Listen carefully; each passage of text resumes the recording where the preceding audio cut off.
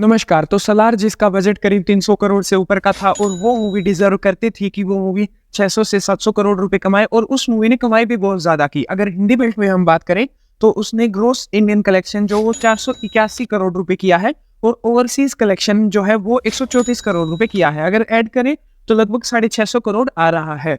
और ये movie OTT पर रिलीज हो चुकी है नेटफ्लिक्स पे। इसकी अगर आप देखेंगे कि और लैंग्वेजेस में इसकी जैसे तेलुगु हो गई, मलयालम होगी, इन लैंग्वेजेस में वो आ चुकी है, मगर हिंदी लैंग्वेज में वो अभी रिलीज नहीं हुई है। उसका क्या कारण है? उसका कारण ये है कि जो थिएटर डिस्ट्रीब्यूटर्स हैं नॉर्थ में, जैसे इनॉक्स हो गया, पीवीआर हो गया, इन सब का उनके साथ पैक्ट रहता है। हिंदी मूवी में अगर कोई आप मूवी के इनके थिएटर्स में चलाते हो तो वो कम से कम 8 हफ्ते का गैप होना चाहिए उसको ओटीटी पे रिलीज होने का। मतलब ये मूवी 22 दिसंबर को रिलीज हुई थी तो ये 22 फरवरी के बाद में ही ओटीटी पर रिलीज हो सकती है।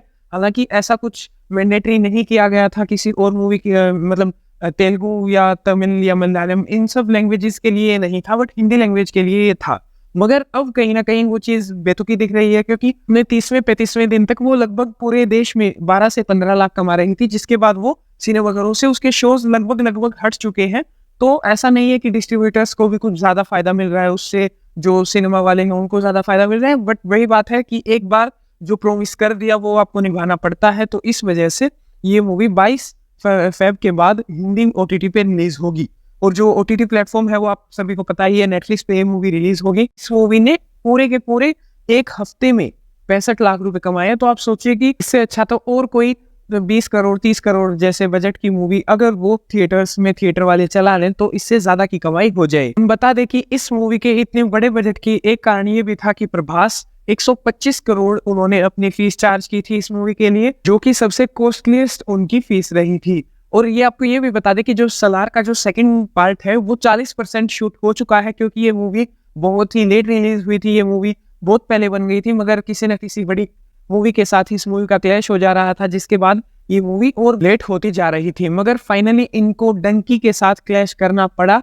हालांकि ये एक्सपेक्ट लग रहा था कि ये मूवी पिट जाएगी डंकी के आगे, मगर ऐसा नहीं हुआ। इस मूवी ने भी अच्छा खासा पैसा कमाया। और अगर कंपैरिजन करें तो इस मूवी ने कहीं ना कहीं डंकी से 200 से 300 करोड़ रुपए ज्यादा ही कमाए हैं। मगर वही बात है कि डंकी का जो जोनर है वो कॉमेडी मूवी है और ये मूवी एक्शन मूवी थी, तो इस वजह से इस मूवी का बजट भी बड़ा था और इस मूवी को कलेक्शन भी ज्यादा करना था। खैर, सलार 2 कब आती है हम जल्द ही देखेंगे। अब तो वो अगली मूवी प्रभास की अगर बात करें तो वो कल की पर उन्होंने अपना टाइम लगा रखा है, जो कि इसी साल रिलीज होगी।